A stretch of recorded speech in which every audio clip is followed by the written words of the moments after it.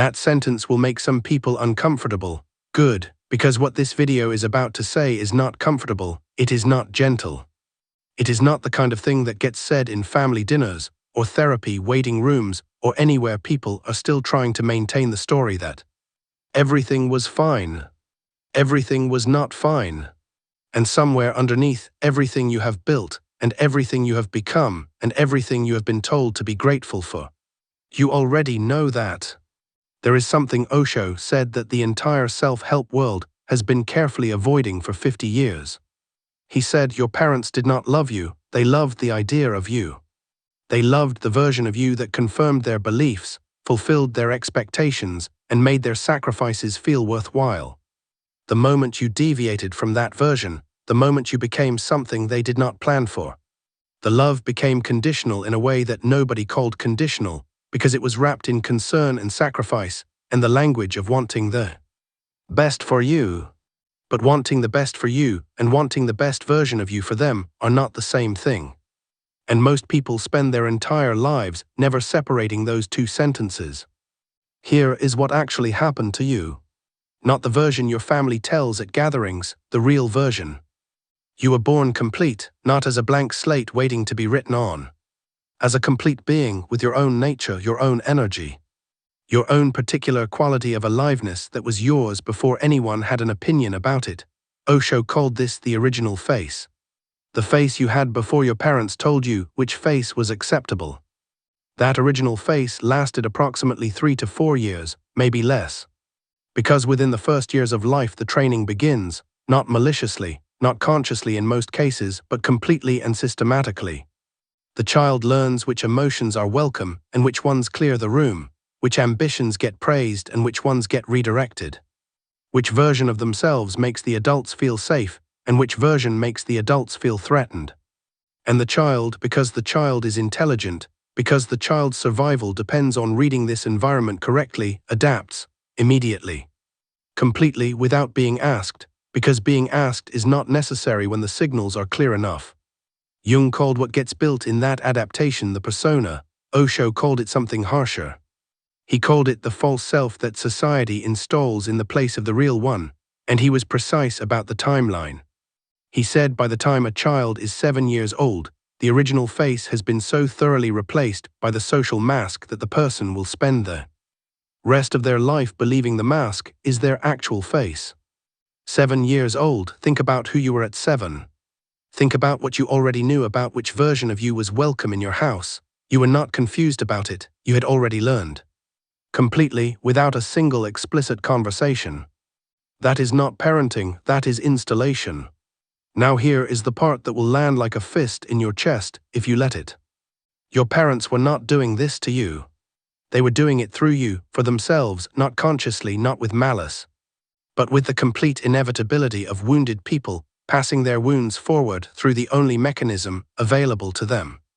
Because your parents were also 7 years old once, and they also had original faces. And those original faces were also replaced by their parents, who were replaced by their parents, who were replaced by their parents, in an unbroken chain of installation that runs back through every generation that was too afraid of their own original face to allow their child to keep theirs. Jung called this the transmission of the unlived life.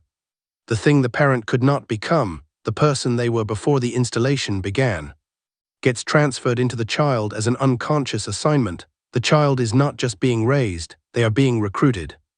To finish something the parent could not finish, to become someone the parent could not become. To live the life the parent abandoned before the parent fully knew they were abandoning it. And the child accepts the recruitment. Because what else does a child do? They have no reference point for any other arrangement.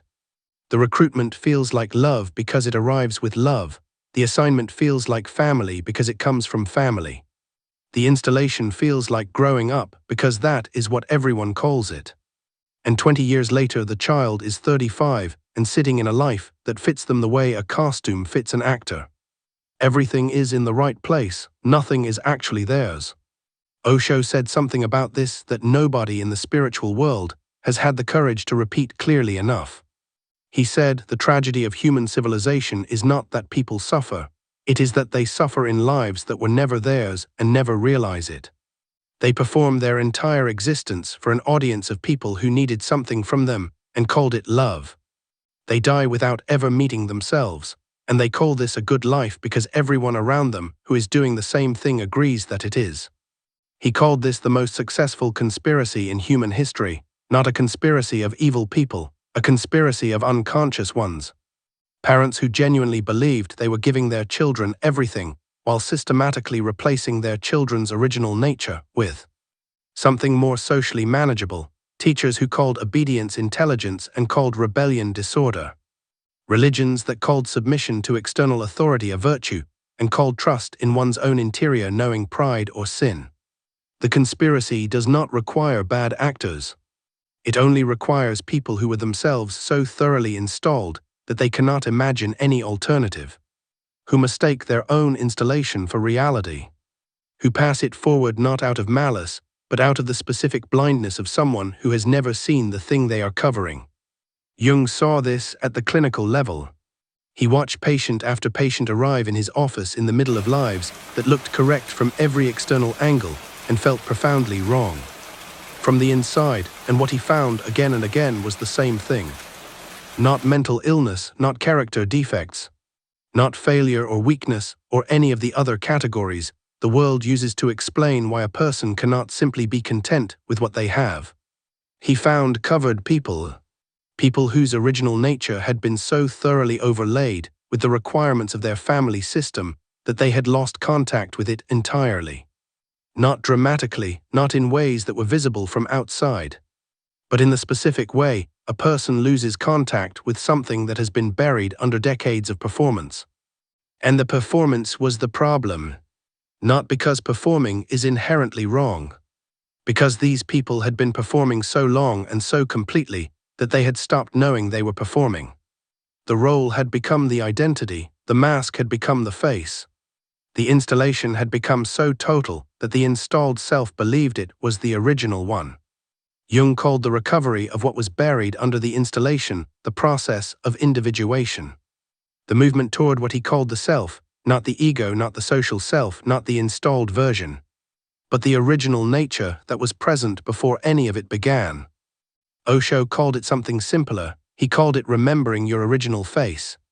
There was a man, a successful man by every measurement available, who came to analysis not because his life was failing, but because it was succeeding in a way that felt completely disconnected from him.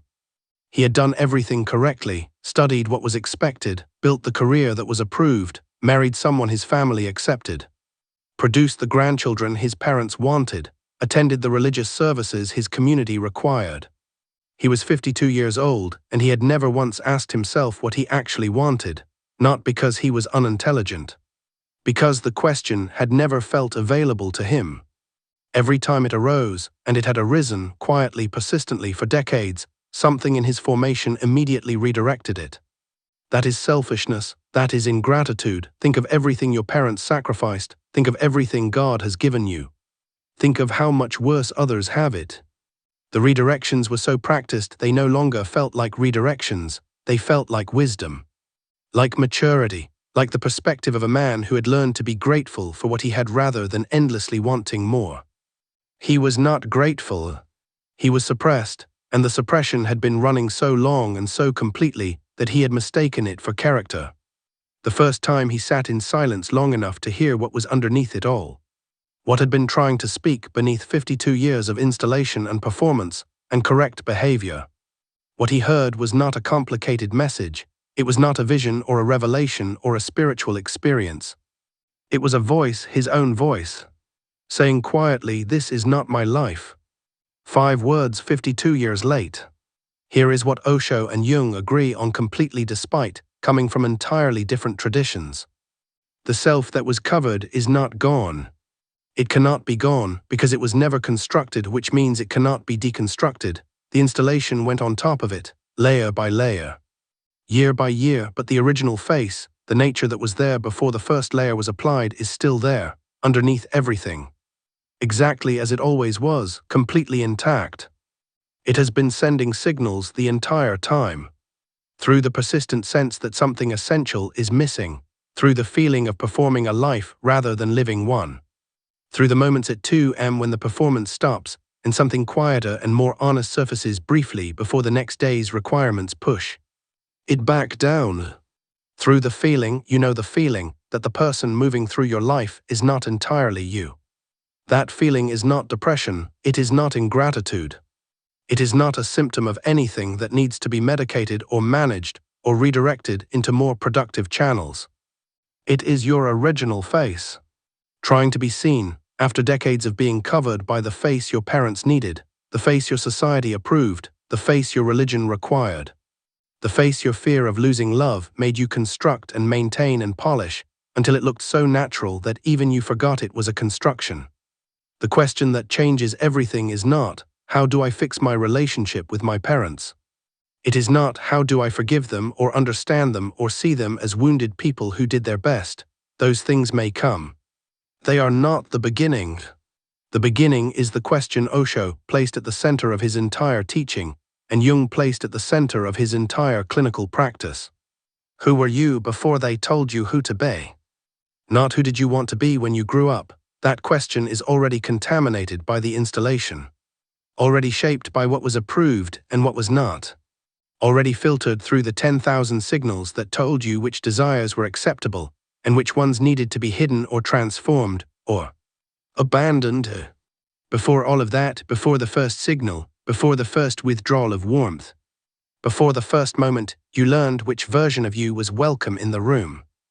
Who were you then? That person did not disappear. They went underground, into what Jung called the shadow, not as darkness or evil but as everything that was pushed below the surface because the surface could not accommodate it. Your anger, your wildness, your refusal, your particular quality of aliveness that did not fit what was required. Your original knowing of what was true that conflicted with what you were told was true. All of it went underground, none of it disappeared. And all of it has been waiting, with the extraordinary patience of something that knows it is the real thing, for the person above it to finally get tired enough of the performance to stop, to sit in the silence, to ask the question that should have been asked 40 years ago. Who am I underneath all of this? The answer does not arrive as information. It arrives as recognition, as the specific feeling of encountering something you knew before you forgot it.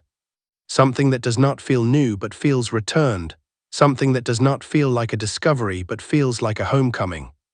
It arrives in what moves you when nothing is required of you, in what you are drawn to when no one is watching and no performance is necessary, in the activities and ways of being that produce in you not a sense of achievement but a sense of rightness. Not the satisfaction of having done something well, but the entirely different feeling of having done something true. Pay attention to that feeling. Not to what it means socially, not to whether it is practical or appropriate or what your parents would think of it, just to whether it is true.